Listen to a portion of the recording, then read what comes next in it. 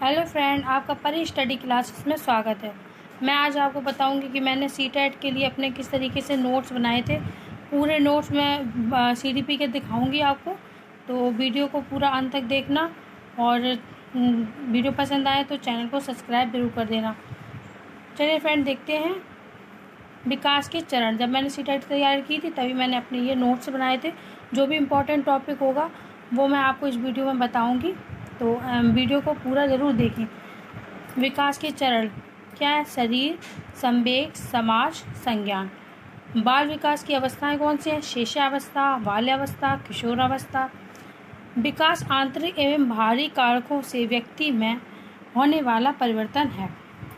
प्रसव पूर्व अवस्था, ठीक है, गर्भाधान से जन्म तक यह अवस्था विकास की प्रथम अवस्था है। इस अवस्था में बच्चे का विकास होना शुरू हो जाता है, ठीक है। अब देखते हैं शिशुअवस्था, यानी 0 से 2 ईयर्स, ठीक है। शिशुअवस्था बच्चे के जन्म से लेकर 2 वर्ष की अवस्था होती है। इस अवस्था में बच्चा अपनी संवेदी इंद्रियों के सहारे वस्तुओं में समझता है। इस अवस्था में बच्चा वस्तु उत्साहित करना भी सीख लेता है। किसमें? शिशु अवस्था में। तो आपको ये चीज़ याद रखनी है कि वस्तु उत्साहित की अवस्था इस तरीके से पूछा जाता है, तो आप शिशु अवस्था लगा सकते हैं। फिर देखते हैं बाल्या अवस्था, यानी 3 से 11। इसमें 2 तरीके से बांटा गया है, तो चलिए उसको भी देख लेते हैं।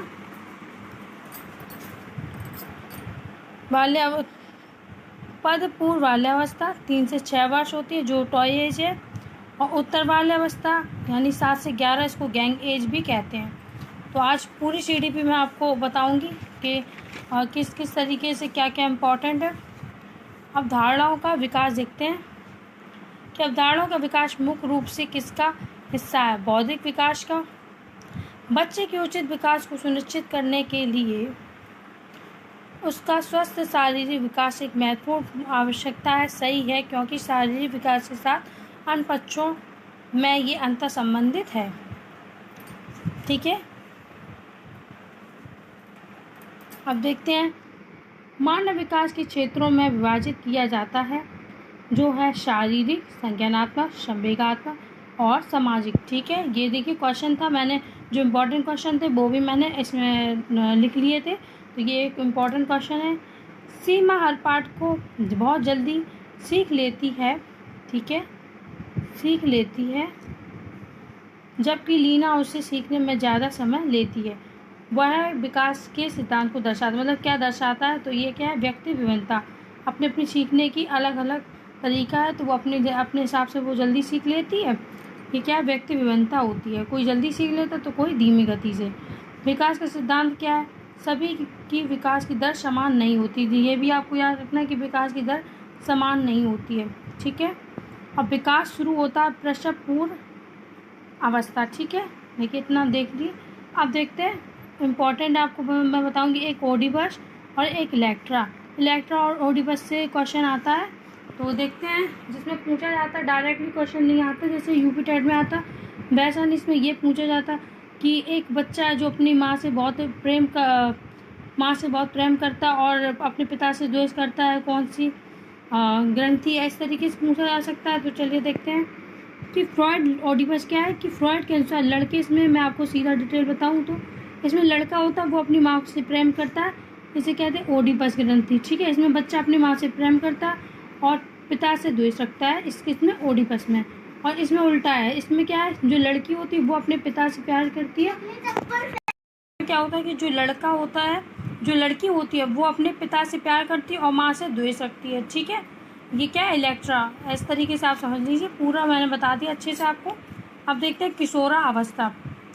किशोरावस्था क्या है? कि यह अवस्था जीवन की सबसे जटिल अवस्था होती है, क्योंकि इस अवस्था में अगर बच्चा अच्छे रास्ते पर चलता है तो वह अच्छे गुण विकसित करता है, और अगर बच्चा गलत रास्ते पर चलता है तो भटक जाता है, तो उसके अंदर नकारात्मक विचार शुरू हो जाते हैं, ठीक है। ये सब इतना इम्पोर्टेंट नहीं है, लेकिन थोड़ा बहुत किशोरावस्था से पूछ लिया जाता है।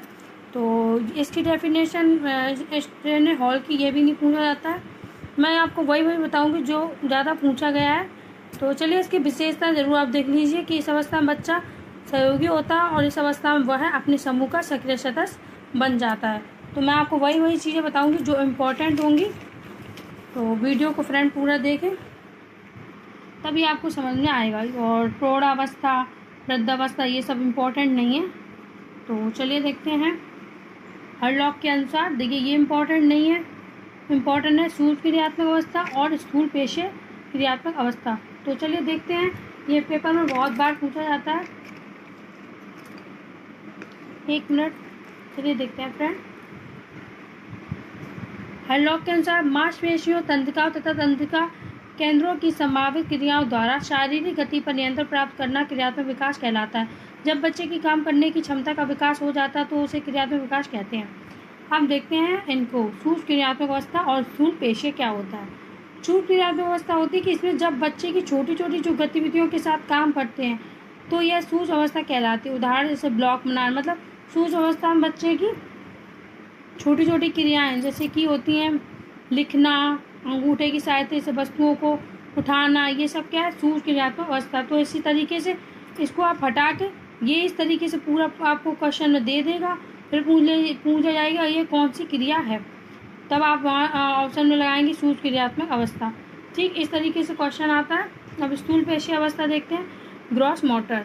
इसमें क्या होता है, जब बच्चे की बड़ी मांसपेशियों का विकास हो जाता है तो क्या करता है बच्चा, इसमें दौड़ना, उछलना, कूदना, इस तरीके से। तो आपको क्या है, इसमें ऐसा लिखा होगा कि एक बच्चा है, बच्चे हैं जो वो दौड़ रहा है, कूद रहा है, तो किस पेशी का विकास हुआ, इस तरीके से क्वेश्चन आता है। तो क्या, स्थूल पेशीय। ठीक है, अब चलिए देखते हैं बाल विकास के सिद्धांत। देखिए, इनमें से बाल विकास के सिद्धांत में ज़रूर आपसे पूछ लिया जाता है कि ये कौन सा सिद्धांत है, तो आपको पूरा ये दे दिया जाएगा उसमें, और पूछा जाएगा कौन सा सिद्धांत है। ठीक है, चलिए देखते हैं। निरंतरता का सिद्धांत क्या होता है कि विकास कभी ना रुकने वाली प्रक्रिया है, यह जीवन पर्यंत चलने वाली प्रक्रिया है, केवल इसकी गति मंद और तेज होती है, विकास कभी पीछे नहीं जाता। ठीक है, ये भी आपको याद रखना कि विकास कभी पीछे नहीं जाता। चलिए इसके आगे देखते हैं। अब इम्पोर्टेंट आपको मैं सिद्धांत बताऊंगी जो बहुत ही ज़्यादा मोस्ट इम्पॉर्टेंट है। पहले इधर देख लेते हैं, फिर वो मैं आपको बाद में बताऊंगी।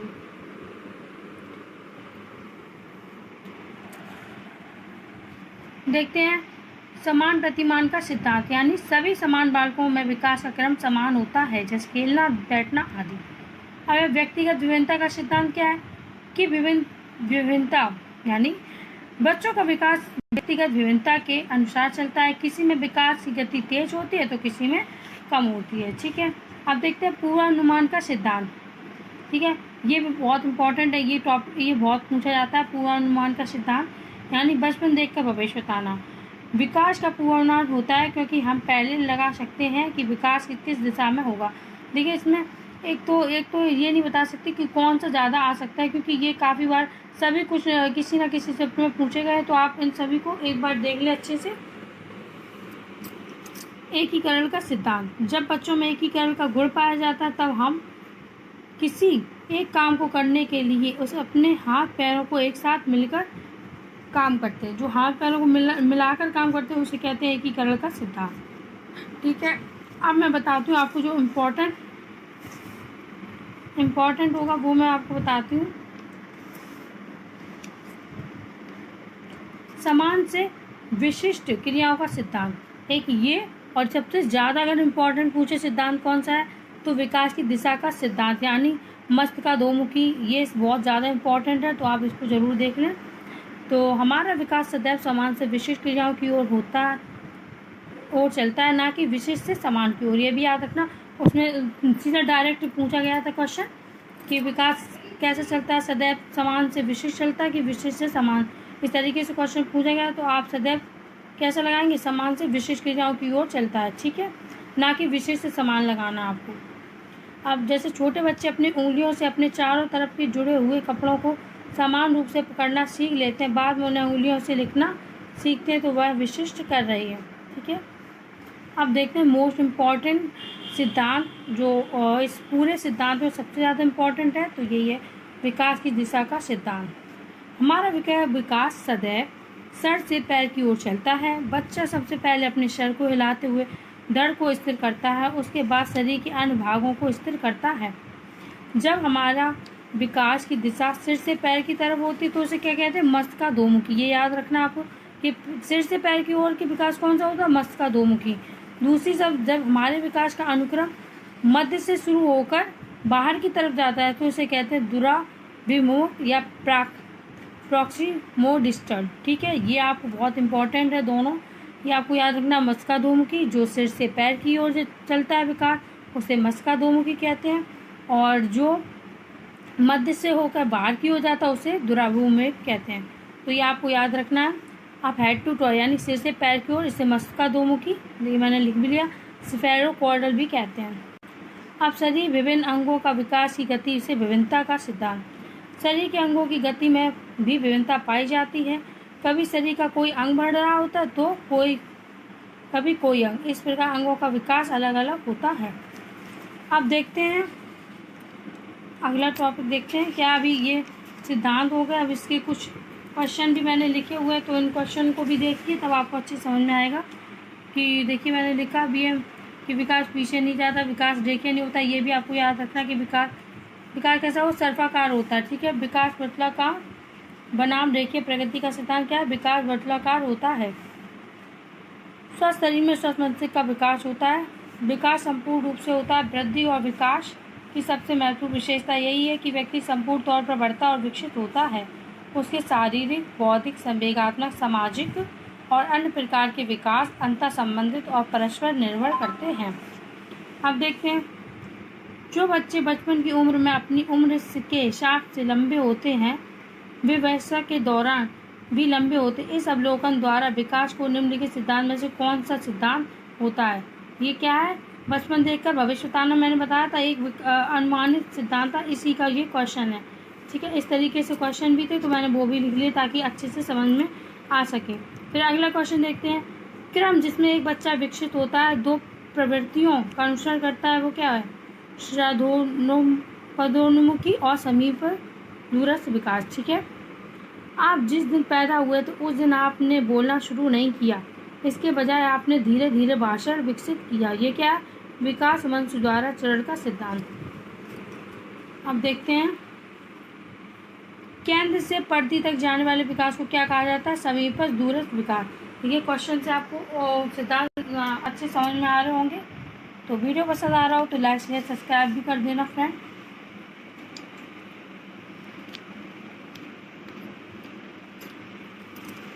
देखते हैं अब विकास के सिद्धांतों के बारे में कौन सा है। ठीक है, विकास निरंतर है, विकास आपस में जुड़ा हुआ है, विकास सर्पिल है। सर्पिल है, विकास को कभी आप पीछे नहीं जाता और रेखीय नहीं होता। ठीक है, क्वेश्चन में अगर आ जाए कि विकास रेखीय होता तो रेखीय नहीं होता है।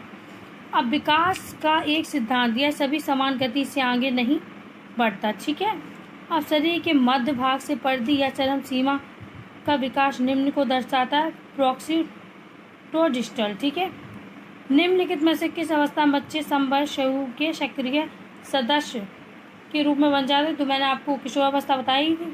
ठीक है, अब देखते हैं, विकास कभी समाप्त न होने वाली प्रक्रिया यह विचार संबंधित है निरंतरता का सिद्धांत। देखिए मैंने आपको बता भी दिया था पहले भी। अवधारणाओं का विकास मुख्य रूप से बौद्धिक विकास का हिस्सा है। अगला क्वेश्चन है, मानव विकास कुछ विशेष सिद्धांतों पर आधारित है। मानव विकास का सिद्धांत क्या है? निरंतरता, अनुक्रमिकता, समान से विशिष्ट। अगला क्वेश्चन है, बच्चे के विकास के सिद्धांतों को समझाना शिक्षक की सहायता करता है।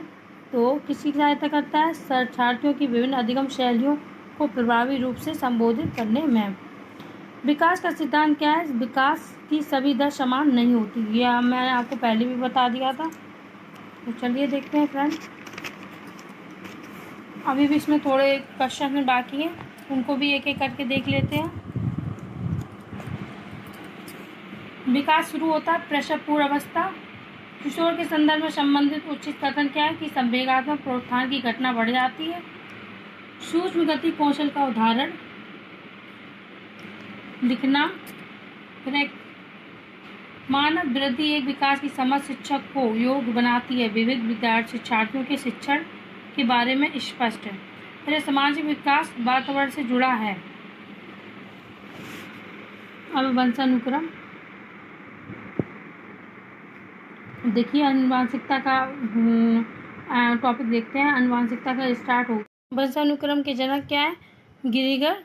ग्रिगोर जॉर्ज मेंडल थे। ठीक है, इन्होंने मटर के पौधे पर अध्ययन किया था। वुडबर्ड के अनुसार वंशानुक्रम में वे सभी कारक शामिल हैं जो जीवन शुरू करते समय बालक में विद्यमान थे, अर्थात जन्म से लगभग 9 मास पहले। ठीक है, देखिए अब इसके थोड़े इसके वो देखते हैं। डगलस और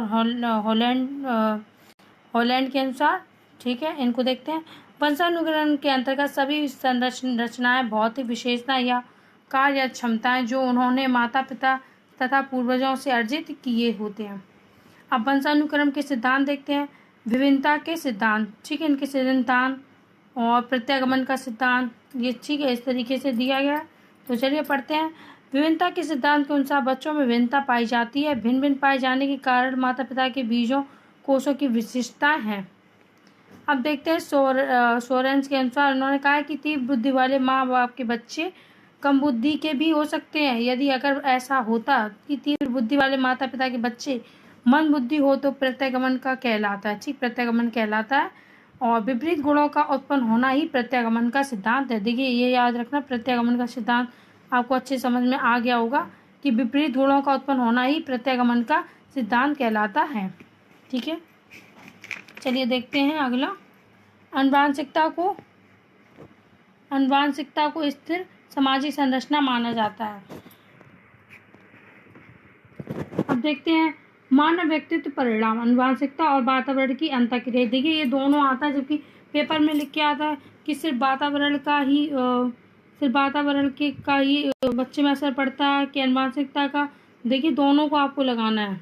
ठीक है, सभी वातावरणीय विकास को आकार देते हैं। शिक्षा की गुणवत्ता, पौष्टिकता की गुणवत्ता और संस्कृति। कह रहा है कि मुख्य रूप से अनुवांशिकता संबंधी कारक हैं। ये आंखों का रंग, ठीक है, ये भी मैंने लिख लिया था जो इम्पोर्टेंट है।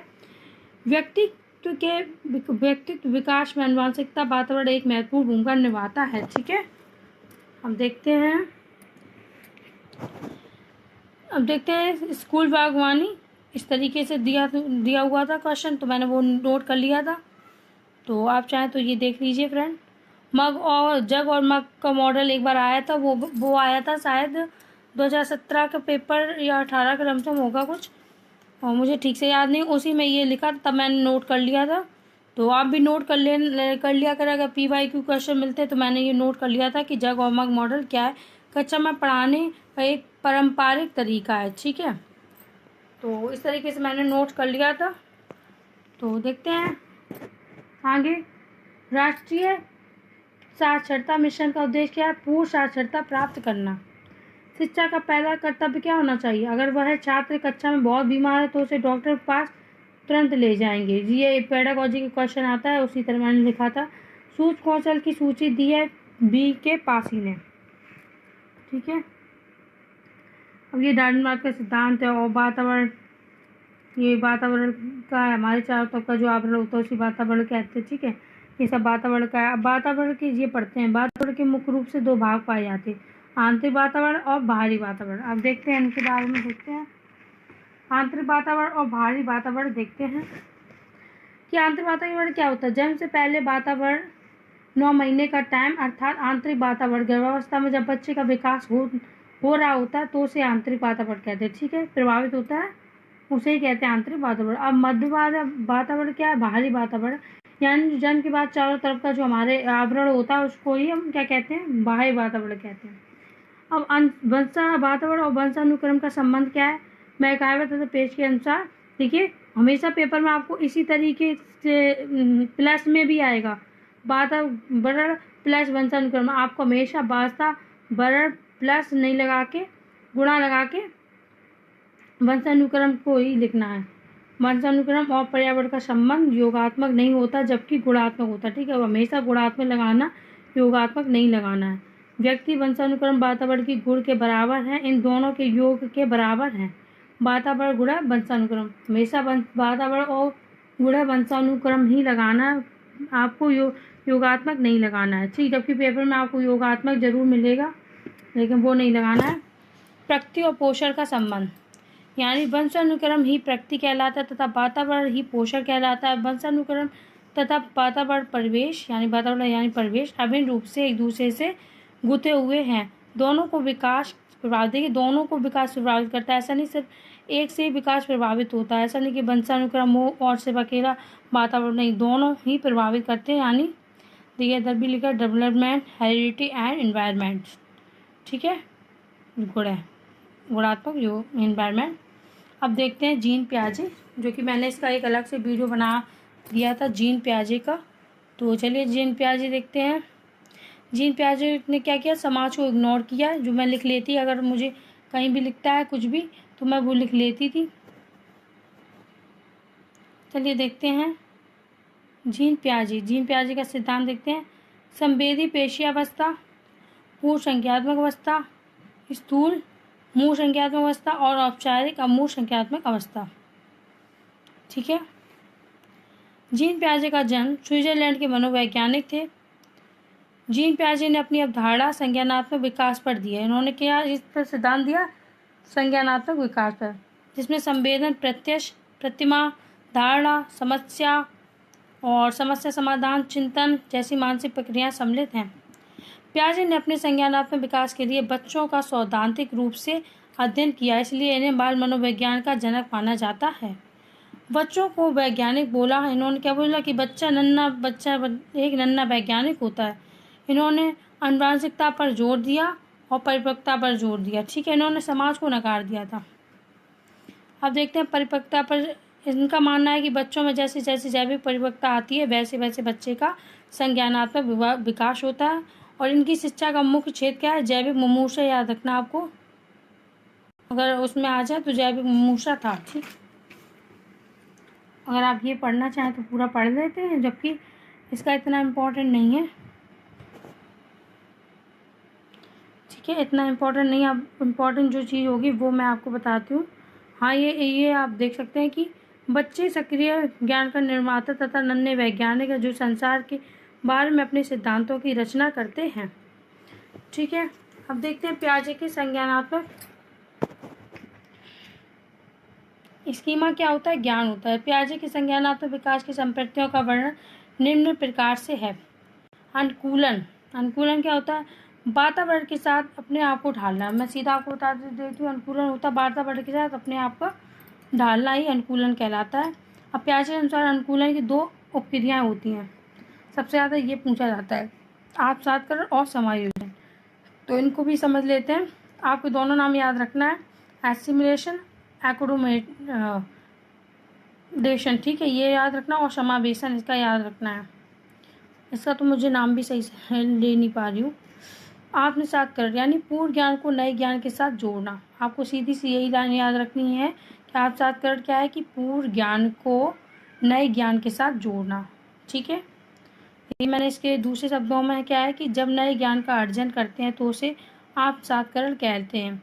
आत्मसातकरण में बालक समस्या समाधान के लिए पूर्व में सीखी गई मानसिक क्रियाओं की सहारा लेता है। जैसे बच्चा ने पूर्व में जो सीखा है, जैसे बच्चा साइकिल चलाने के बाद बाइक सीखता है। ठीक है, और अब देखते हैं समायोजन क्या है, कि जब बच्चा अपने पुराने स्कीमा ज्ञान में बदल जाता है, यानी इसमें परिवर्तन होना स्टार्ट हो। जहाँ परिवर्तन की बात आ जाए तो वहाँ आपको समायोजन लगाना, और जहाँ पूर्व ज्ञान से नए ज्ञान की बात आ जाए वहाँ आपको आत्मसातकरण लगाना ऑप्शन में। ठीक है, तो ये आपको समझ में आ गया होगा। जैसे कौवा और कोयल में बच्चा अंतर बताने लगता है। इसमें स्कीमा क्या होती है, सूचनाओं को सांचे को स्कीमा कहते हैं। मतलब स्कीमा, जैसे कि मैं आपको सीधा ये बताती हूँ, मैंने ये यहाँ लिख लिया था जब मैं तैयारी कर रही थी, कि जो हम सोचते हैं उनकी पिक्चर दिमाग में घूमने लगती है, वही स्कीमा होता है। जैसे कि अभी मैंने बोला गोवा, अगर आप गोवा गए होंगे तो आपको तुरंत ही गोवा के बारे में अगर मोबाइल में देखा होगा या कहीं भी गए होंगे तो उसकी तुरंत ही सीन घूमने लगती, उसी को हम कहते हैं स्कीमा। आपको स्कीमा भी समझ में आ गया होगा। अब देखते हैं इनकी अवस्थाएं के बारे में। संवेदी प्रेरक अवस्था यानी सेंसरी मोटर स्टेट, यानी 0 से 2 वर्ष। इसमें बच्चा बोल नहीं पाता, इंद्रियों का उपयोग करता है, आँख, कान, नाक, इस अवस्था में वस्तु उत्साहित होता है। अब देखते हैं पूर्व संज्ञात्मक अवस्था यानी 2 से 7 वर्ष।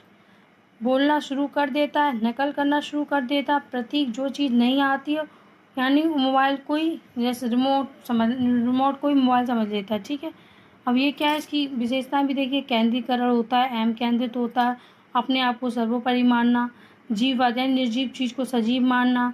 और बच्चा इसमें उल्टा नहीं जा पा सकता है, जैसे गिनती सीधी बता लेगा पर उल्टी नहीं बता पाएगा। ये किसके अकॉर्डिंग है? ये जीन पियाजे के अकॉर्डिंग है। बच्चे अमूर्त चीज़ों को नहीं समझ पाते। अब देखते हैं स्थूल मूल संज्ञात्मक अवस्था यानी 7 से 11 वर्ष की अवस्था। इस अवस्था में बच्चा सामने रखी हुई वस्तुओं का चिंतन आरंभ करता है। बालक ठोस वस्तुओं के आधार पर आसानी से मानसिक सक्रियाएं करके समस्या का समाधान कर लेता है, परंतु यदि उन वस्तुओं का न देकर उसके बारे में शाब्दिक कथन तैयार करके यदि समस्या उपस्थित की जाती तो वे उसे हल नहीं कर सकते। ठीक है, इसमें यह है कि बच्चा मूल संज्ञात्मक अवस्थाओं के बारे में अभी नहीं जान पाता है। ठीक है, मूर्त अमूर्त के बारे में, मूर्त तो बता देगा। संज्ञात्मक अवस्था इसमें थोड़ा ही लिखा गया है क्योंकि मैंने उसको शायद लिख नहीं पाया होगा। बच्चा कल्पना शुरू कर देता है। देखिए इसमें सीधा मैं आपको बताऊँ, इसमें बच्चा अमूर्त चीज़ें सोचने लगता है, अपने भविष्य के बारे में भी जानने लगता है और अमूर्त चीज़ें भी सोचने लगता है। अमूर्त संज्ञात्मक अवस्था, इसके दोनों आप नाम याद रखिए, औपचारिक अमूर्त और संज्ञात्मक अवस्था। ये वाइगोत्स्की का सिद्धांत है, तो ये इसका मैंने पूरा अलग रखा, ये तो थोड़ा ही सा लिखा हुआ है, तो चलिए बाद में देखते हैं इसको। निकट समीप विकास का क्षेत्र ये इसी का है। ठीक है, वाइगोत्स्की का है ये पूरा। ये थोड़ा छूटा हुआ है इसका, तो इसको अभी छोड़ देते हैं, बाद में इसको देखेंगे। ये पूरा लिखा हुआ नहीं है। अब देखते हैं आकलन और मूल्यांकन क्या है। आकलन और मूल्यांकन। आकलन का उद्देश्य सीखने के दौरान बच्चे की उपलब्धि की गुणवत्ता को परखना है। बच्चे से कहना समझ में आ रहा है या नहीं, यही होता है आकलन। ठीक है, आकलन क्या होता है कि सीखने के दौरान बच्चे से तुरंत ही उससे पूछ लिया जाता है और परख लिया जाता है। मूल्यांकन क्या होता है? मूल्यांकन के क्या सीखने की निश्चित अवधि के बाद बच्चों की वास्तविक उपलब्धि का स्तर जांचना, बिना जाने कि बच्चे ने क्यों और कैसे स्तर प्राप्त किया। इस प्रकार का मूल्यांकन जैसे अंक या ग्रेड, जैसे कि हम जब सीटेट का एग्ज़ाम देंगे तो अब सीधा हम लोगों का मूल्यांकन होगा।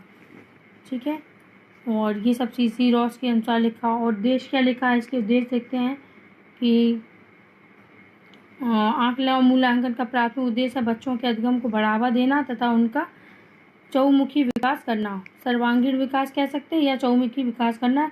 किसका? आकलन और मूल्यांकन का यही उद्देश्य है कि बच्चों का चहुमुखी विकास या सर्वांगीण विकास करना। अब मूल्यांकन के प्रकार देखते हैं। तो निर्णयात्मक मूल्यांकन, इसको कहते हैं रचनात्मक मूल्यांकन, योगात्मक मूल्यांकन, संज्ञानात्मक, अंतिम मूल्यांकन, तो निदानात्मक मूल्यांकन। तो इस तरीके से इसके नाम याद रखने हैं आपको। ठीक है, अब देखते हैं सतत एवं व्यापक मूल्यांकन क्या है।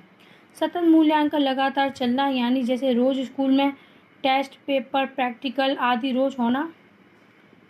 जैसे मैथ में सुधार बार बार करना।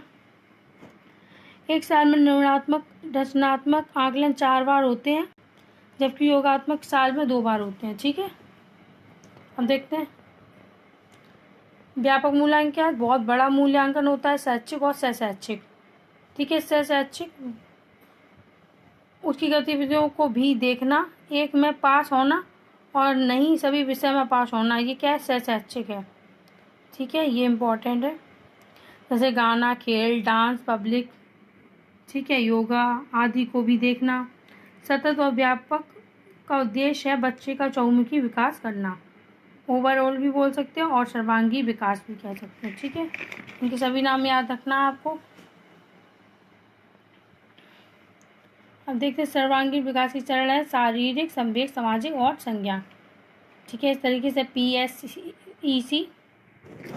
अब RT right to education act, शिक्षा का अधिकार अधिनियम 2000 में बना।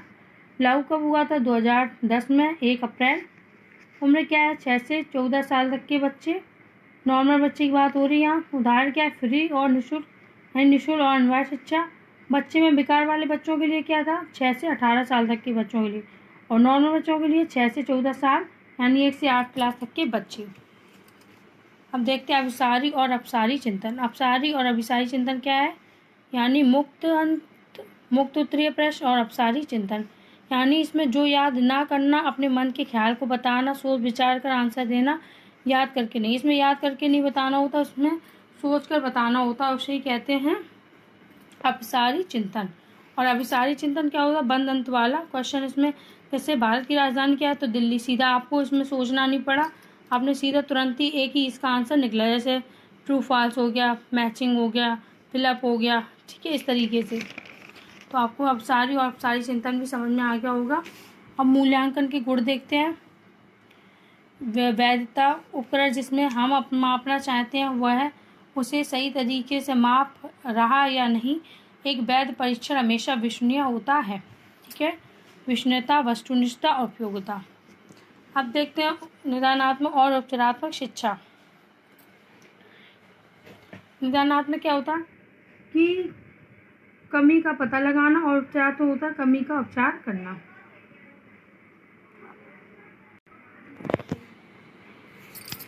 आकलन एवं मूल्यांकन की विधियाँ क्या है कि मनोविज्ञान, यह व्यक्ति के मानसिक तथा व्यवहारात्मक विशेषताओं का परीक्षण तथा वस्तुनिष्ठ तथा मानकीकृत मापक है।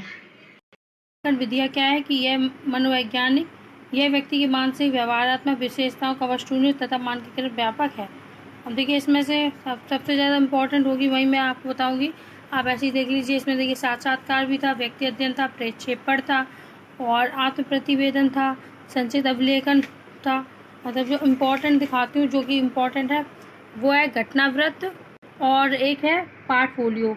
तो घटनावृत्त देखते हैं क्या होता है कि इसमें किसी घटना से जुड़ा होता है, इसे कहते हैं घटनावृत्त। देखिए मैंने लिखा भी है इम्पोर्टेंट, स्कूल में घटित होने वाली दैनिक घटनाओं का विवरण भी बालकों के व्यवहार परिवर्तन का मूल्यांकन में सहायता करता है। उन घटनाओं में किस छात्र की क्या उपलब्धि हुई, उस बात का विवरण बच्चों की भाषागत उपलब्धियों को मापने में सहायता करता है, ठीक है। अब देखते हैं इसके बारे में, देखते हैं निर्धारण मापनी क्या होती है। बच्चों की योग्यता व उपलब्धि को इस तरह से जांचना कि वह किस स्तर की है, इस निर्धारित करने के लिए निर्धारण मापनी का प्रयोग किया जाता है। अब देखते हैं पोर्टफोलियो, जो कि बहुत ही इम्पोर्टेंट है कि इसमें बच्चों के सभी कार्यों को एकत्रित किया जाता है, यानी संग्रह किया जाता है। रोज़मर्रा के काम भी हो सकते हैं और शिक्षक बच्चे के चहुमुखी विकास में इसमें मूल्यांकन होता है, बच्चों का चहुमुखी विकास का मूल्यांकन होता है, ठीक है। अब देखते हैं आकलन। आकलन क्या होता है, देखिए ये बहुत इंपॉर्टेंट। अधिगम के लिए आकलन आपने बहुत बार देखा होगा पेपर में, अधिगम का आकलन, और एक और है अधिगम के रूप में आकलन। तो इन तीनों को अच्छे से पढ़ते हैं। चलिए देखते हैं फ्रेंड, इनको बहुत अच्छे से आपको पढ़ना बहुत ज़रूरी है। तो देखें अधिगम के लिए आकलन, इसमें सुधार की संभावना होती है, यानी सीखने के लिए। अधिगम के लिए आकलन निर्णयात्मक मूल्यांकन पर आधारित होता है, अर्थात जब हम किसी काम को करते हैं उसके बीच में ही जांच करते हैं कि हमने कितना सीख रहे हैं, ठीक है। हमने अपनी भाषा में लिखा है, किताब की भाषा में नहीं है। जब हम खाना बनाते समय अगर बीच में ऐसे ही चखते हैं तो हम खाने की जांच कर रहे हैं कि हमने कैसे खाना बनाना सीखा है, ठीक है, कैसा खाना बनाया, ठीक है, कैसा खाना बनाइए, गलत है, ठीक है। अब देखते हैं अधिगम का आकलन, जो कि ये बहुत ज़्यादा पूछा जाता है। अधिगम का मूल्यांकन योगात्मक मूल्यांकन पर आधारित होता है, अर्थात जो काम हो चुका है उसकी जांच करना ही हमने कितना सीखा है, इसका मतलब ये होता है, ठीक है। ये तीनों में से कुछ भी पूछ सकता है, क्योंकि मैंने पेपर में देखा है PYQ क्वेश्चन है जितने भी देखे, तो उनमें तीनों ही दिखाई जाएगी। किसी शिफ्ट में कुछ है तो किसी में कुछ है, ठीक है। तो अब तीनों को आपको समझ के चलना है। तो जो कोई भी पूछे, जब कोई अध्यापक बच्चों में को किसी भ्रमण के लिए लेकर जाता है और बाद में स्कूल वापस आने पर, मतलब इसमें ये होता है कि लास्ट में मूल्यांकन किया जाता है इसमें बच्चों को।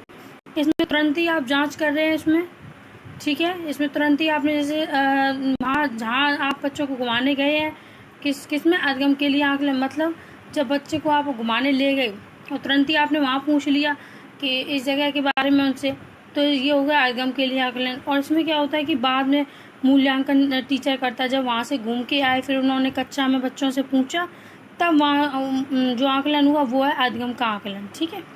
अब देखते हैं जो इम्पोर्टेंट आकलन एक और बचा है, अधिगम के रूप में आकलन क्या है कि अधिगम के रूप में मूल्यांकन यानी आकलन, तो इस प्रक्रिया के माध्यम से बच्चा यह जानता है कि उसने दूसरों से कितना ज़्यादा और कम सीखा है। बच्चे नियमित रूप से अपना और सहपाठियों का आकलन निर्धारित करते हैं तथा तय करते हैं कि आगे अधिगम कैसे होना चाहिए। सीखने के रूप में आकलन बच्चों के स्वयं से सीखने तथा भविष्य के निर्देश के लिए जागरूक करता है, ठीक है।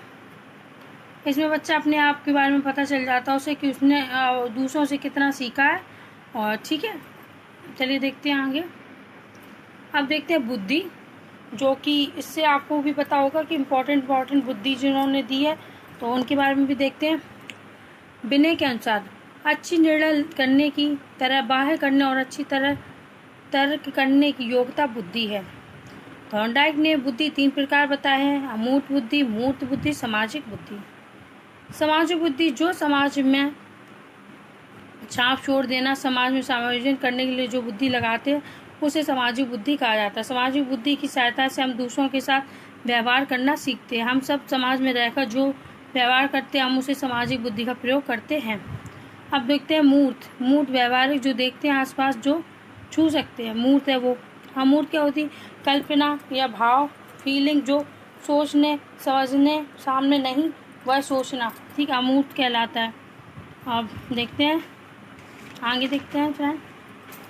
बुद्धि लब्धि सर्वप्रथम 1905 में अल्फ्रेड बिने तथा थियोडोर साइमन ने औपचारिक रूप से बुद्धि के मापन का सफल प्रयास किया। उसके बाद 1912 में पहली बार जर्मन मनोवैज्ञानिक विलियम स्टर्न ने बुद्धि लब्धि का संप्रत्यय विकसित किया। किसी व्यक्ति की मानसिक आयु को उसकी वास्तविक आयु से भाग देने के बाद उसको 100 से गुणा करने से ये उसकी बुद्धि लब्धि प्राप्त कर सकते हैं। अब ये इसका सूत्र है मानसिक आयु बटे वास्तविक आयु, ठीक, ये सूत्र दिया अल्फ्रेड बिने ने बताया और ये सब दिया ये बुद्धि लब्धि भी लिखी हुई है ये, ठीक है, तो आप इनको देख लीजिए। अब देखते हैं अल्फ्रेड बिने के अनुसार देखते हैं कि अल्फ्रेड बिने ने क्या कहा कि एक कारक सिद्धांत के प्रतिपादक अल्फ्रेड बिने थे। ठीक, एक कारक सिद्धांत के प्रतिपादक, ये भी आपको याद रखना कौन थे? अल्फ्रेड बिने थे, ठीक है। और वीडियो पसंद आ रहा हो तो लाइक से सब्सक्राइब जरूर करें फ्रेंड। एक कारक सिद्धांत ने मैं बुद्धि की योग्यताओं का एक समुच्चय माना है जिसका उपयोग व्यक्ति पर्यावरण में स्थित किसी एक अलावा अथवा समस्त समस्याओं का समाधान करने में किया जाता है। अब देखते हैं स्पीयरमैन क्या है कि द्विकारक सिद्धांत स्पीयरमैन ने दिया, यानी द्विबुद्धि का, ठीक है, द्विबुद्धि का कारक सिद्धांत किसने दिया? स्पीयरमैन ने। अब बुद्धि की द्विकारक दिए कौन कौन से? एक जी फैक्टर, एक एक्स फैक्टर दिया उन्होंने। तो देखते हैं जी फैक्टर, देखते हैं पहले ये देखते हैं फ्रेंड कि बुद्धि संरचना में एक कारक समान तत्व होता है जिसे जी फैक्टर, और दूसरा विशिष्ट कारक है उसे एक्स फैक्टर। समान तत्व ये सभी प्रकार की मानसिक क्रियाओं के मूल हैं। विशिष्ट कारक जो विशिष्ट कार्यों में सहायता करते हैं जी फैक्टर होते हैं मानसिक क्रियाओं का मूल है, ठीक है। चलिए ये इम्पोर्टेंट नहीं है, चलिए सबसे ज़्यादा इम्पोर्टेंट देखते हैं। अब देखते हैं थॉर्नडाइक का भी देख लेते हैं एक बार। इन्होंने कैसी दी? मल्टी फैक्टर थ्योरी, यानी इन्होंने कहा कि बुद्धि अनेक तत्व होते हैं, उनके अनुसार सभी तत्व मिलकर प्रत्येक कार्य करते हैं, इन सभी तत्वों से मिलकर एक समान तत्व बनता है। इन्होंने 4 चीज़ों पर जोर दिया: परास, सीमा से आस कार्यों की उस विभिन्नता से जो किसी स्तर पर को व्यक्ति को हल कर सकता है। अब देखिए इन्होंने स्तर भी दिया, क्षेत्र, गति, ठीक है, 4 इन्होंने दिए। अब देखते हैं मोस्ट इम्पॉर्टेंट बुद्धि जो कि हार्वर्ड गार्डनर की है। मैंने इसका डिटेल में वीडियो दिया है, आप चाहें तो उसको देख लें अच्छे से। तो अगर आप वही देखना चाहें तो वही है, उसको भी मैंने पूरा अच्छे से वीडियो बनाया है। बहुबुद्धि का सिद्धांत, इनकी पुस्तक है फ्रेम्स ऑफ माइंड। गार्डनर ने 8 प्रकार की बुद्धि बताई है, 8 टाइप्स बताए हैं। जो चलिए देखते हैं इनको एक एक बुद्धि देखते हैं इनकी कौन कौन सी बुद्धि इन्होंने बताई है। तो देखिए एक भाषागत बुद्धि होती है, एक इन्होंने बताई तार्किक गणितीय बुद्धि, एक बताई स्थानिक देशिक बुद्धि, एक गति संवेदिक बुद्धि, और इसका मैंने डिटेल में वीडियो बना दिया है तो आप चाहे उसको देख लेते। संगीतात्मक बुद्धि, मैं आपको सिर्फ इसका नाम बता रही हूँ। अंतर्वैयक्तिक अनवैयक्तिक बुद्धि, अंतर्वैयक्तिक बुद्धि और अपरिणाक्तिक बुद्धि, ठीक है, प्रकृतिवादी बुद्धि। तो आप डिटेल में वीडियो मैंने बना दिया इसका, आप चाहे तो उसमें देख ले जाके फ्रेंड, आपको अच्छे से समझ में आ जाएगा। अब देखते हैं समाजीकरण क्या है। कि समाजीकरण एक प्रक्रिया है जिसके द्वारा हम लोग ज्ञान, कौशल और शील गुण अर्जित करते हैं जो उन्हें समाज के समूह के प्रभावी सदस्यों के रूप में भाग लेने योग्य बनाते हैं। यह एक ऐसी प्रक्रिया है जो पूरा जीवन विस्तृत निरंतर चलती है। समाजीकरण सांस्कृतिक संचरण का आधार तैयार करता है, ठीक है। ये रोज़ के अनुसार भी लिखा है। तो पार्लर पोस्टर ये इम्पोर्टेंट होगा, वही मैं आपको बताऊंगी, सब कुछ मैं नहीं बता रही हूँ आपको। तो चलिए इम्पोर्टेंट देखते हैं। इसमें इतना खास नहीं है आपको, तो चलिए इसको हटा देते हैं। और ये भी इतना नहीं है खास, मैं आपको दिखा देती हूँ। इस तरीके से मैंने नोट्स बनाए थे, जो जो मैं खास होगा वही बताऊंगी, जो जो इम्पोर्टेंट होगा, ठीक है। अब समाजीकरण की प्रक्रिया में योगदान देने वाले कारक एक बार देख लीजिए। तो प्राथमिक कारक क्या होता है कि विद्यालय, परिवार होता है, ठीक है। फिर दूसरा द्वितीय कारक कौन से होते हैं, ये बहुत पूछा जाता है, द्वितीय कारक और प्राथमिक कारक। तो हाँ, ये आप ये भी देख लीजिए कि प्राथमिक कारक में परिवार आ जाएगा, क्योंकि द्वितीय कारक में क्या आएगा, विद्यालय, अध्यापक, खेल, पड़ोसी, समुदाय, ठीक है। तो आप इनको देख लीजिए। अब देखते हैं बाल केंद्रित शिक्षा, जो कि ये पूछा जाता है। जॉन ड्यूवी ने कहा है बाल केंद्रित शिक्षा के पापा कौन है, जॉन ड्यूवी, ठीक है। बाल केंद्रित शिक्षा में समर्थन जॉन ड्यूवी हैं। बाल केंद्रित शिक्षा एक ऐसी शिक्षा है जिसमें हम बच्चों के केंद्र बिंदु के अनुसार शिक्षा प्रदान करते हैं। बाल केंद्रित शिक्षा के अंतर्गत बालक की रुचियों, प्रवृत्तियों तथा क्षमताओं को ध्यान में रखते हुए शिक्षा प्रदान की जाती है। बाल केंद्रित शिक्षा रुचिकर होता है। बाल केंद्रित शिक्षा का महत्व, पहला ऑप्शन देखते हैं। जब बच्चे बाल केंद्रित शिक्षा के अनुसार पढ़ते हैं तो उनके लिए विषय वस्तु सरल हो जाती है। फिर बाल केंद्रित शिक्षा से विषय वस्तु और रुचिपूर्ण हो जाती है। फिर बाल केंद्रित शिक्षा में शिक्षक बच्चों को प्रधानता मानते हैं, जिसकी वजह से शिक्षा का महत्व बढ़ जाता है। बाल केंद्रित शिक्षा में बच्चों को व्यवहारिक और सामाजिक शिक्षा दी जाती है। फिर अगला पॉइंट, इसमें बच्चों में अभिव्यक्ति बढ़ जाते हैं। बाल केंद्रित शिक्षा में बालक की आवश्यकता, रुचि एवं क्षमता को ध्यान में रखा जाता है, ठीक है। ये इसके लिए भी इम्पोर्टेंट हो जाते हैं। अगर आप पेडागॉजी क्वेश्चन के लिए बाल केंद्रित शिक्षा अगर आपने देख लिया तो ये उसमें भी इम्पोर्टेंट हो जाते हैं। क्रियाशीलता के सिद्धांत, ये क्या है, बाल केंद्रित शिक्षण के सिद्धांत हैं। क्रियाशीलता के सिद्धांत, बच्चे इस शिक्षण के अनुसार बच्चे हर समय क्रियाशील रहते हैं। अध्यापक बच्चों में रचनात्मक प्रवृत्ति बना देता है। निश्चित उद्देश्य का सिद्धांत, इस सिद्धांत के अनुसार छात्र उद्देश्य पूर्ण क्या करते हैं, पहले बच्चे एक निश्चित उद्देश्य निर्धारित कर लेते हैं और उद्देश्य को ध्यान में रखते हुए क्रियाएं करते हैं। अब रुचि का सिद्धांत, प्रभावशाली शिक्षण वही होता है जिसमें बच्चों की रुचि होती है। बिना रुचि वाला शिक्षण नीरस हो जाता है, अतः शिक्षण के मतलब रुचि होना चाहिए, ठीक है। अब व्यक्तिगत विभिन्नताओं का सिद्धांत, प्रेरणा का सिद्धांत, जीवन से संबंधित करने के सिद्धांत और प्रेरणा का सिद्धांत। इसमें शिक्षण करते समय यदि बच्चों को बीच बीच में अभिप्रेरित करते हैं तो शिक्षण दुगना प्रभावशाली हो जाता है। अब देखते हैं फ्रेंड, लैंगिक भेदभाव यानी सामाजिक रचना के रूप में लिंग की भूमिका। समाज के दोनों लिंग ही को महत्व देना चाहिए। जब किसी वर्ग को दूसरे से कम समझा जाता है तो लैंगिक पूर्वाग्रह है। लड़कों को खाना थाली में मिलना और लड़कियों को हाथों में, ये लैंगिक रूढ़िबद्धता को जन्म देती है। अब लैंगिक पूर्वाग्रह को उत्पन्न करने वाले कारक क्या है, सामाजिक धार्मिक स्तर, हमारा समाज धर्मों पर आधारित होता है। कुछ धर्मों में पाया जाता है कि लड़कियों को बाहर जाने की अनुमति नहीं दी जाती, यानी पढ़ाई में, ठीक है। अब आर्थिक समस्या, यानी लड़की को गरीबी स्कूल में भेजा जाता है, जबकि लड़कों को भेजना, ये थोड़ा कुछ गलत हो गया इसमें कुछ। आर्थिक समस्या ये था, इसमें ये लिखा था कि गरीब लड़कियों को स्कूल में नहीं भेजते, गरीब घर की लड़कियां होती उनको नहीं भेजते, जबकि लड़कों को स्कूल में भेजते हैं, ठीक है। अब उपयुक्त पाठचर्या क्या है कि समाज में स्त्रियों को जो निम्न स्तर आया है, पुरुष प्रधान धारणा बन गई है, स्त्रियों की निम्न धारणा बन गई, ठीक है।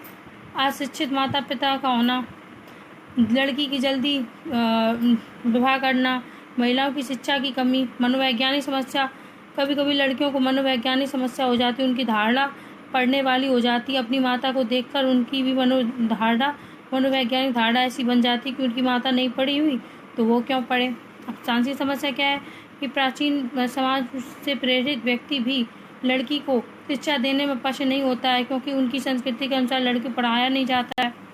व्यक्तित्व कारक क्या है कि लड़के लड़कियों का व्यक्तित्व अलग अलग होता है, तो लड़कियों को प्रायः संवेगात्मक विकास पाया जाता है, जबकि लड़कियां प्रायः कोमल सहन करने वाली पाई जाती हैं। अतः दोनों व्यक्तित्व अलग अलग होने की वजह से भी उनमें लैंगिक विभिन्नता उत्पन्न हो जाती है, ठीक है।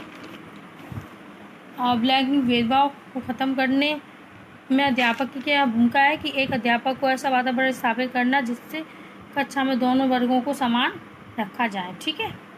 अब अधिगम विकार है, ये अधिगम विकार तो पूछे ही जाते हैं, तो उनको भी देख लीजिए कि बच्चे सीखते समय किसी विशेष प्रकार की जो त्रुटियाँ करते हैं उन्हें ही हम अधिगम के विकार कहते हैं। ठीक है। जैसे डिस्लेक्सिया पठन विकार, एलेक्सिया पठन विकार, कोई अकस्मात हो रहा है तो ये लिखने का विकार, डिस्ग्राफिया, अफ्रेक्सिया। ठीक है। इस तरीके से ये पूरा मैंने लिखा था। अफेसिया गूंगा जो बोलने की समस्या होती है, डिस्फेजिया बोलने संबंधी। ठीक है। अब देखते हैं ये जो कि ये पूछा जाता है, पहले ये बहुत पूछा गया था। बाला बिल्डिंग एज लर्निंग एड पुस्तक भी हर स्कूल के बिल्डिंग में दीवारों पर लिखा हुआ। ठीक है। और RPWD अधिनियम 2016 की ये कुछ विशेषताएं हैं। तो नई दिल्ली 20 जनवरी 2016 दिसंबर 2016 को लोकसभा ने विकलांग व्यक्तियों के अधिकार विधेयक 2016 को पारित कर दिया। फिर 1995 की जगह ली, जिसे 24 साल लागू किया गया था। राज्यसभा में इससे पहले 14 दिसंबर 2016 को पारित कर चुकी थी। देखिए इनकी कुछ, अब देखिए क्या है कि इन्होंने क्या किया कि विकलांगता को एक विकसित और गतिशील धारणा के आधार पर परिभाषित किया गया। विकलांगों के प्रकार से मौजूदा 7 बढ़ाकर कर दिए गए हैं और केंद्र सरकार के पास और अधिक प्रकार के विकलांगताओं को जोड़ने की शक्ति होगी। 21 विकलांगों को नीचे दिया गया है। ठीक है। ये पहले 7 थे, तो आप 7 को याद रखें। अंधापन, कम दृष्टि, कुष्ठ रोग पीड़ित, सुनवाई, बहरा, लोकोमोटर विकलांग। ठीक है। बौनापन, बौद्धिक विकलांगता। अब देखिए ये 16 और ये कर दिए गए थे। ये पूरे उधर 22 ये हैं। ठीक है। 7 उधर और 14 इधर है। ठीक है। आप देख लीजिए पूरे। चलिए देखते हैं नेक्स्ट टॉपिक, जो कि मैंने अभी आपको बता दिया था अपसारी और अपसारी चिंतन के बारे में, कि अपसारी क्या होती है, जो आइडिया आते हैं सोच के बताना। और अपसारी किसने दिया, गुलफोर्ड ने दिया 1956 में। जब किसी व्यक्ति के सामने समस्या रखी जाती है तो वह व्यक्ति उस समस्या के समाधान के लिए अपनी कल्पना शक्ति और सृजनात्मकता का प्रयोग करता है तथा समस्या के समाधान के लिए अनेक हल प्रस्तुत करता है। इस प्रकार के चिंतन को अपसारी चिंतन कहते हैं। अपसारी क्या होता है, एक सवाल एक आंसर। ठीक, मैंने सीधा आपको बताया, जैसे उत्तर प्रदेश की राजधानी लखनऊ। ठीक है। और अब इनके थोड़े वो देख लेते हैं। सृजनात्मक चिंतन क्या होता है कि नवीन विचारों या समस्याओं समाधानों को शामिल करना। सृजनात्मकता के जनक कौन है, E.P. टॉरेंस है। सृजनात्मक चिंतन के प्रकार हैं, J.P. गिलफर्ड ने 2 प्रकार बताए, अपसारी और अपसारी, जो कि मैंने आपको आगे बता दिया था। अधिगम क्या होता है, सीखना यानी व्यवहार की क्षमता होने वाले अपेक्षाकृत स्थायी परिवर्तन के रूप में परिभाषित कर सकते हैं। अधिगम या सीखना किसी स्थिति के प्रति सक्रिय प्रतिक्रिया, आदमी हर समय कुछ ना कुछ सीखता रहता है। ठीक है। ये इनकी डेफिनेशन भी दी गई है। और शिक्षार्थी संबंधी कारक ये दिए गए, प्रेरणा और शिक्षार्थी आयु, परिपक्वता, बुद्धि, अभिक्षमता और शारीरिक तथा मानसिक। और इस तरीके से सीखने की विशेषताएं भी दी गई कि सीखना एक सार्वभौमिक है, सीखना एक जीवन प्रक्रिया है, सीखना विकास है, सीखना एक अनुकूलन प्रक्रिया है, सीखना परिवर्तन है, सीखना उद्देश्यपूर्ण होता है, सीखना विवेकपूर्ण है, सीखना एक तरह की खोज करना है। सीखने के नियम किसने दिए थे, थॉर्नडाइक ने दिए थे। तो ये देखिए मैंने इनके सब नियम भी लिखे थे। तो सीखने के नियम उन्होंने बताए 2 प्रकार नियम, प्राथमिक नियम, गौड़ नियम। और ये इतने खैर नहीं पूछे जाते, तो मैं इनको छोड़ रही हूँ। अगर आप पढ़ना चाहें तो देखिए मैं आपको दिखा रही हूँ, आप इस तरीके से इनको पढ़ लें। ठीक है। अब वीडियो को थोड़ा रोक करके पढ़ सकते हैं। और ये गौड़ नियम भी दिए, क्योंकि वीडियो बहुत ज़्यादा लंबा हो जाएगा, इसलिए मैं इनको नहीं पढ़ रही हूँ। ठीक है।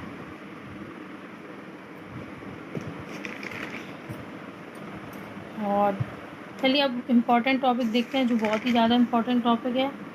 ये J.B. वॉटसन है, क्रिया प्रसूत है, ये सब। ठीक है।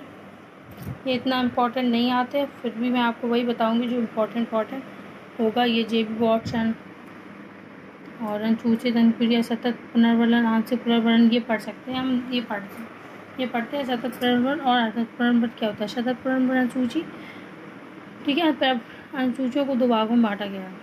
इसमें सभी जब भी क्रिया होती है तो पुनर्बल प्रस्तुत करती है। जब बच्चा दो संख्याओं को ठीक जोड़ करता है तो हम उसकी प्रत्येक बार प्रशंसा कर सकते हैं। आंशिक पुनर्बल अनुसूची एक बार में बोला जाए शाबाश, बच्चे में तूफान सा भर जाता है। वही सतत पुनर्बल के अपेक्षा अधिक प्रभावी होता है आंशिक पुनर्बल। ठीक है, और ये गेस्टाल्ट बात का है, ये कोलर का, तो ये भी इतना इम्पोर्टेंट नहीं है, बट मैं आपको वही बताऊंगी जो ज़्यादा इम्पोर्टेंट आया था पेपर में मेरे अनुभव से, वो मैं आपको बताऊंगी। तो ये देखते हैं, मोस्ट इम्पॉर्टेंट टॉपिक देखते हैं, अधिगम का स्थानांतरण देखते हैं आप। जब हम सीखी हुई क्रियाओं का अलग अलग स्थानों पर उपयोग करते हैं तो अधिगम का स्थानांतरण कहलाता है। अधिगम के स्थानांतरण का संप्रदाय थॉर्नडाइक और वुडवर्ड ने दिया।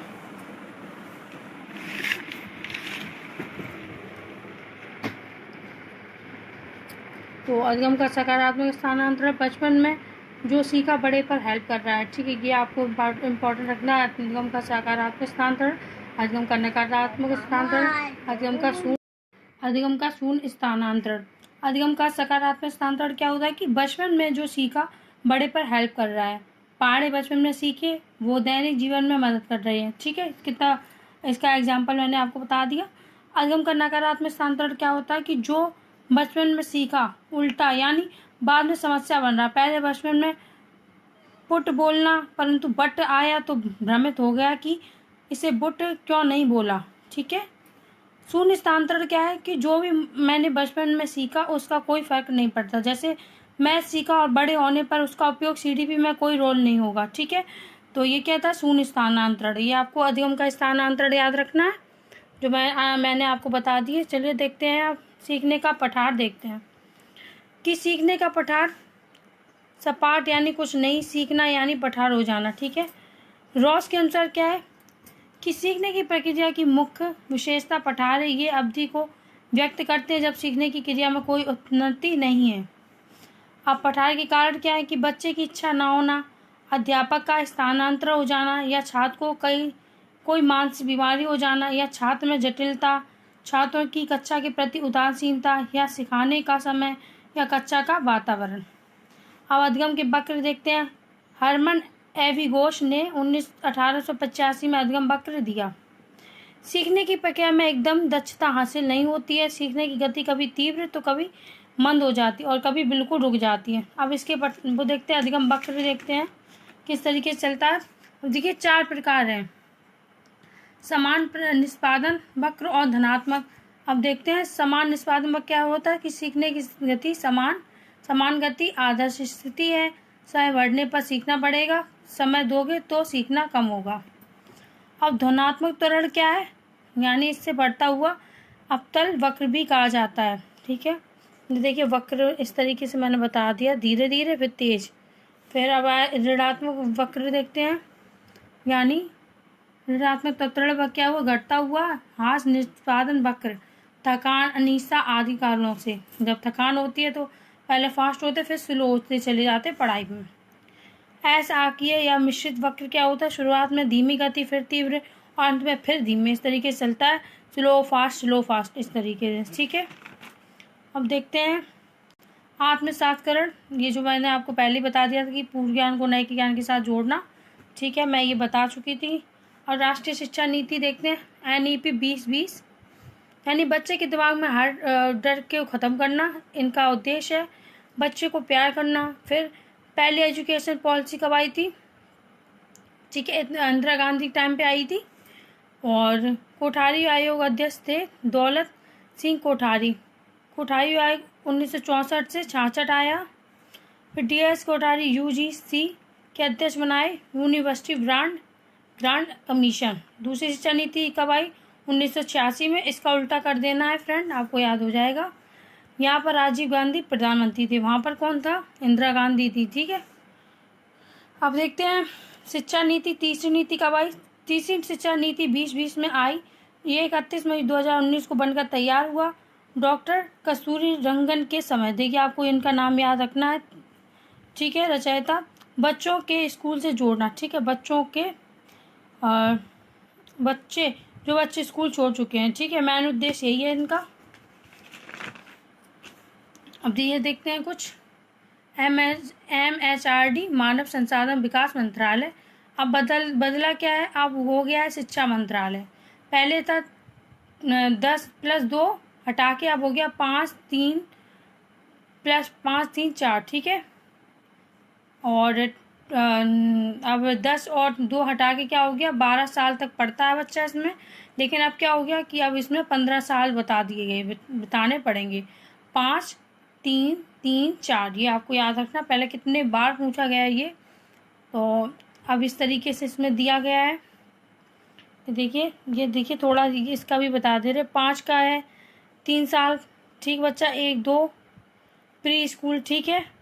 फिर 3 से 5 3 साल में, ठीक। फिर 3 से क्या होगा, मिडिल क्लास, मिडिल स्टेज, ठीक। फिर सेकेंडरी स्टेज यानी 9 से 12 क्लास, ठीक है। इस तरीके से चलेगा। हम देखते हैं अपना नेक्स्ट टॉपिक।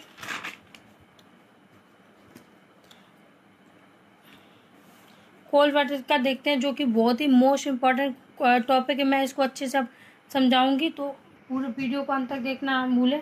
चलिए देखते हैं। कोल्ड वार ने नैतिकता के स्तर को 3 स्तर में विभाजित किया था, ठीक है। पाक या पूर्व बोल सकते हैं। रूढ़िगत नैतिकता का स्तर जो 4 से 10 साल तक का है। रूढ़िगत नैतिकता का स्तर 10 से 13 है। उत्तर रूढ़िगत नैतिकता का स्तर 13 से ऊपर है। कोल्ड वार अमेरिका के मनोवैज्ञानिक थे जिन्होंने नैतिकता का सिद्धांत या नैतिक विकास का सिद्धांत दिया। नैतिकता यानी मॉडलिटी यह वह गुण है जिसमें हमें सही और गलत की पहचान होती है। बच्चा अपने सामाजिक परिवेश से नैतिकता की ओर, अनैतिकता की ओर जाता है। पहले हिंज की कहानी पढ़ लेते, तभी आपको समझ में आएगी इसकी कोल्ड वार के बारे में, वरना आपको बिल्कुल समझ में नहीं आएगी। उनके अगर स्तर देखेंगे तो एकदम से समझ में नहीं आएंगे। चलिए पढ़ते हैं हिंज की कहानी। लॉरेंस कोल्ड वार ने बच्चों को हिंज की कहानी सुनाई। हिंज का नाम एक का आदमी था। उसकी पत्नी तबीयत खराब होने की वजह से डॉक्टर ने कहा कि सिर्फ एक ऐसी दवाई है जिससे उसकी वाइफ की जान बच जाएगी, वरना कोई ऐसी दवाई नहीं जिससे उसकी पत्नी की जान बच पाएगी। हिंद दवाई लेने के लिए चल दिया। यह दवाई सिर्फ एक ही दुकान पर थी।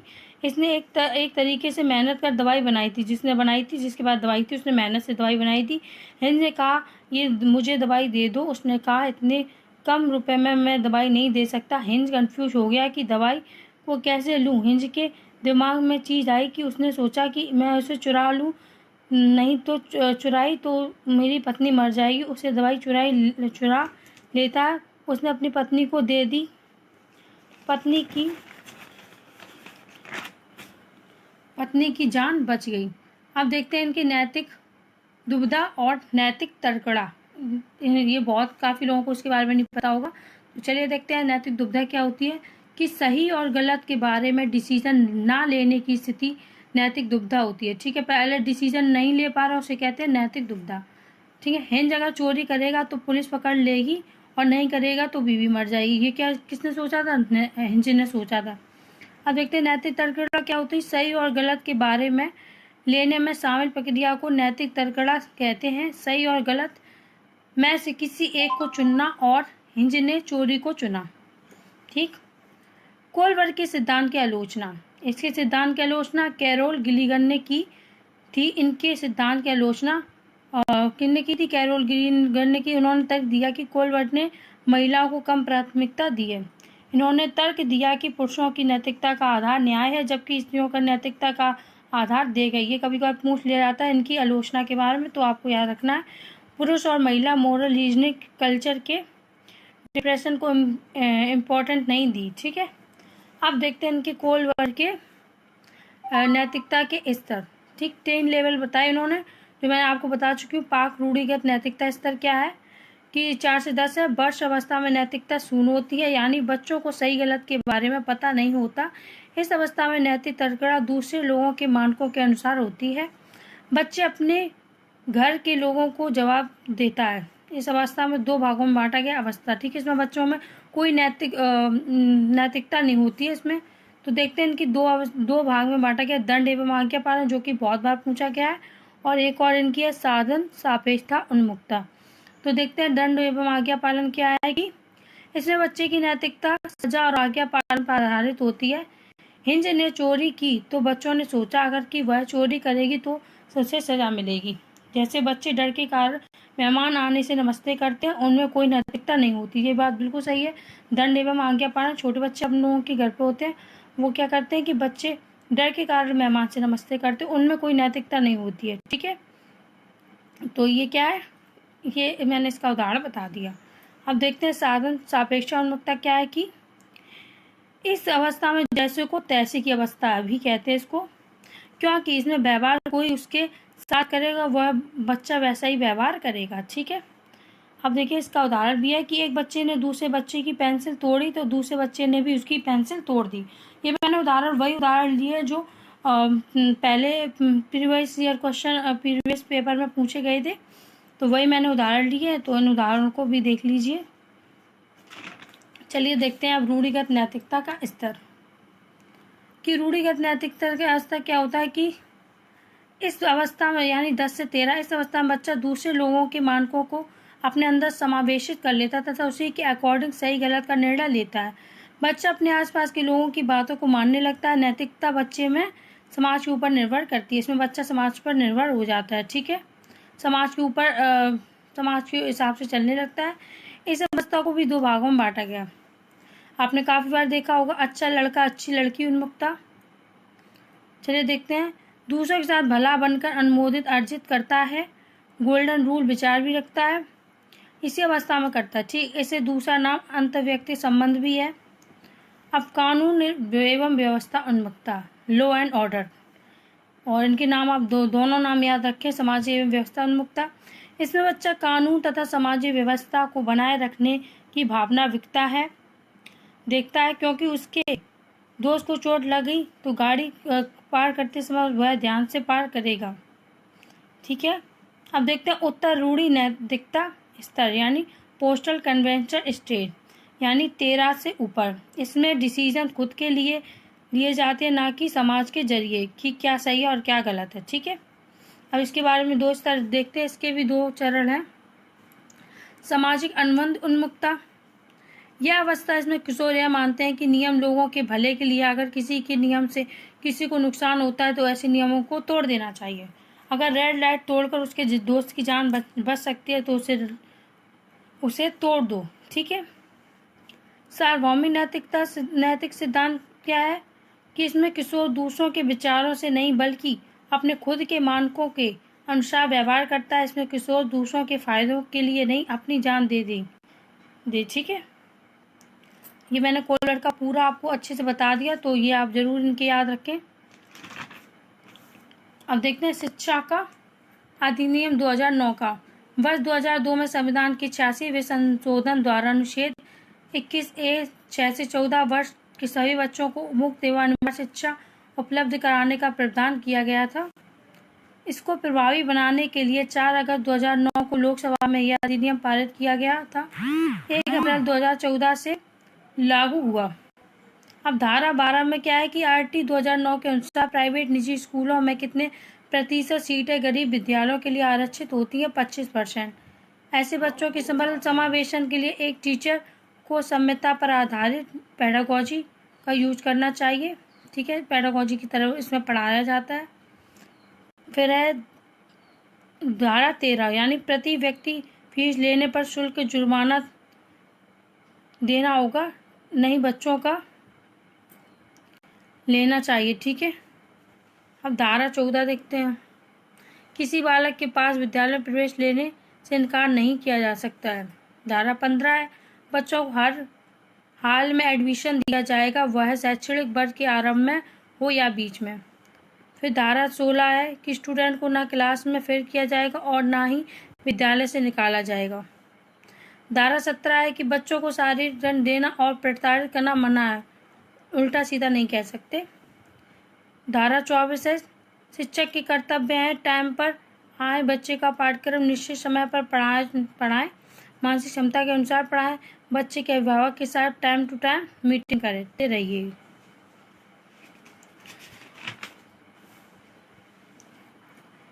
धारा 27 है RT 2009 के अकॉर्डिंग शिक्षक को गैर शैक्षिक कार्यों में नहीं लगाया जा सकता, जनगणना, चुनाव, आपदा प्रबंधन को छोड़कर। आरटी 2009 के अनुसार प्राथमिक कक्षाओं में छात्र शिक्षक एवं अनुपात कितना होना चाहिए? 30:1। आरटी 2009 के अनुसार उच्च प्राथमिक स्तर पर छात्र एवं शिक्षक का अनुपात होगा 35:1। आरटी 2009 के अनुसार कक्षा 1 से 8 तक यदि प्रवेश दिए गए सदस्यों की संख्या 200 से अधिक है तो विद्यार्थी एवं शिक्षक का अनुपात होगा 40:1। यदि प्राथमिक स्तर पर 150 से अधिक बच्चे हो तो इसके लिए प्रावधान है 1 प्रधान अध्यापक और 5 शिक्षक। आरटी 2009 के अनुसार शिक्षक के लिए एक सप्ताह में न्यूनतम कितने घंटे कार्य होते हैं? आरटी 2009 के अनुसार प्राथमिक स्तर पर न्यूनतम शैक्षणिक घंटे व कार्य दिवस 800 घंटे और 200 दिन। अब देखते हैं आरटी 2009 के बच्चों को उनकी मातृभाषा में शिक्षा देना चाहिए।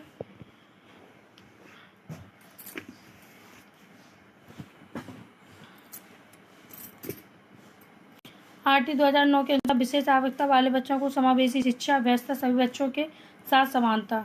शिक्षा का अधिकार अधिनियम 2009 के क्रियान्वयन के बाद कक्षा कक्ष की आयु अनुसार अधिक समझाती है। आरटी 2009 के अकॉर्डिंग दिव्यांग बच्चों के लिए मुक्त शिक्षा 18 वर्ष तक।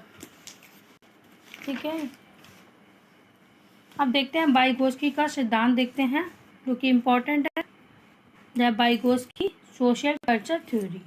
वाइगोत्स्की का सामाजिक सांस्कृतिक सिद्धांत। वाइगोत्स्की एक रूसी मनोवैज्ञानिक थे जिन्होंने सामाजिक सांस्कृतिक का प्रतिपादन किया। सिद्धांत बताता है कि बच्चा अपने समाज और संस्कृति से अंतःक्रिया करके सीखता है, यानी सामाजिक अंतःक्रिया के बाद विकास होता है। अब वाइगोत्स्की के 2 महत्वपूर्ण कॉन्सेप्ट हैं। जेपीडी जॉन प्रॉक्सिमल डेवलपमेंट, समीप निकट विकास का क्षेत्र, वास्तविक विकास के स्तर तथा संभावित विकास पोटेंशियल डेवलपमेंट के स्तर के बीच के अंतर को समीप विकास का क्षेत्र कहा जाता है। इसके फोल्डिंग क्या होती है? पार्ट यानी ढांचा। इसके द्वारा दी जाने वाली टेम्परेरी हेल्प को, गाइडेंस को इसके फोल्डिंग कहते हैं, जैसे टीचर, माता पिता आदि। अब भाषा पर इनके विचार क्या है? इनके अनुसार भाषा और चिंतन शुरू में अलग अलग होते हैं लेकिन बाद में एक साथ हो जाते हैं। वाइगोत्स्की के अनुसार पहले भाषा आती है, बाद में विचार। भाषा संज्ञानात्मक विकास को सुगम बनाती है और भाषा कॉग्निटिव डेवलपमेंट को गाइड भी करती है। ठीक है, अब निजी भाषा और आंतरिक भाषा क्या है कि इसमें बच्चा अपने ही कार्यों को निर्देश देने के लिए अपनी भाषा का उपयोग करते हैं। वाइगोत्स्की के अनुसार सांस्कृतिक उपकरणों जैसे कि मैप हो गया, लैंग्वेज और कैलकुलेटर मैथ पर जोर देती है। जीन पियाजे और उनके वाइगोत्स्की की सीखने की समझ को निष्क्रिय रूप से नहीं, सक्रिय रूप से प्रोसेस करनी चाहिए। ठीक है,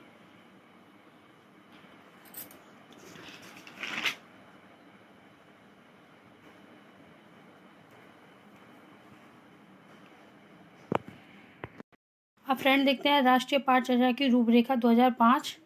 ठीक, देखते हैं राष्ट्रीय पाठचर्या की रूपरेखा 2005 एक ऐसा दस्तावेज है जिसमें विषयों पर चर्चा की गई कि बालकों को क्या और किस प्रकार पढ़ाया जाना चाहिए। राष्ट्रीय पाठचर्या की रूपरेखा 2005 की उत्पत्ति रविन्द्रनाथ टैगोर सभ्यता और प्रगति मानव निबंध से हुई है। ये बहुत ही इम्पोर्टेंट है। ये तो राष्ट्रीय पाठचर्या की रूपरेखा 2005 का अनुवाद संविधान की 8वीं सूची में दी गई भाषाओं में भी किया गया है। एनसीएफ 2005 को प्रोफेसर यशपाल की अध्यक्षता में तैयार किया गया है। राष्ट्रीय पाठचर्या की रूपरेखा 2005 की मार्गदर्शी सिद्धांत है। ज्ञान को स्कूल के बाह्य जीवन से जोड़ा जाए, पढ़ाई को रटन प्रणाली से मुक्त किया जाए, पाठचर्या को पाठ्य पुस्तक केंद्रित ना हो, परीक्षा में अधिक से अधिक लचीलापन बनाना और कक्षा की गतिविधियों से जोड़ना, बाल केंद्रित शिक्षा होनी चाहिए, राष्ट्रीय मूल्यों के प्रति आस्थावान विद्यार्थी तैयार किए जाए। ठीक है, देखिए बहुत सारा मैंने ये राष्ट्रीय पाठचर्या की रूपरेखा में लिखा है। तो राष्ट्रीय पाठचर्या की रूपरेखा 2005 के सुझाव भी दिए गए इसमें। बालक सक्रिय हो, ठीक है, सीखना सक्रिय हो, वह स्वयं से खोजे जाने और सीखे और नई नई चीज़ों को आजमाए और तोड़ जोड़ कर गलतियाँ करे और स्वयं सुधार करे। सीखना सक्रिय है, वह सामाजिक गतिविधि है। सीखने में यांत्रिकता यानी बार बार नहीं होनी चाहिए कि एक ही चीज़ को बार बार आप सिखा रहे हो। सीखने को डर और अनुशासन की जगह आनंद व संतोष से जोड़ा जाए। वातावरण लोकतांत्रिक होना चाहिए। ठीक है। बालक को स्कूल, घर, समुदाय आदि सब जगह महत्वपूर्ण माना जाए और उसकी भाषा संस्कृति को सम्मान दिया जाए। फिर है बहुभाषिक कच्चा शिक्षण, 3 भाषाओं, त्रिभाषा सूत्र की वकालत करता है। ठीक है। इसने भाषा के 4 कौशल बताए: सुनना, बोलना, पढ़ना, लिखना। किसी प्रकार की सूचना को ज्ञान मानने से बचा जाए। विद्यार्थियों की दी जाने वाली शिक्षा में शिक्षण सूत्र जैसे ज्ञात से अज्ञात, मूल से मूल की ओर आदि, सरल से जटिल व शिक्षण सूत्रों का अधिक से अधिक प्रयोग किया जाए। तो देखिए ये सब इसके बारे में लिखा हुआ है।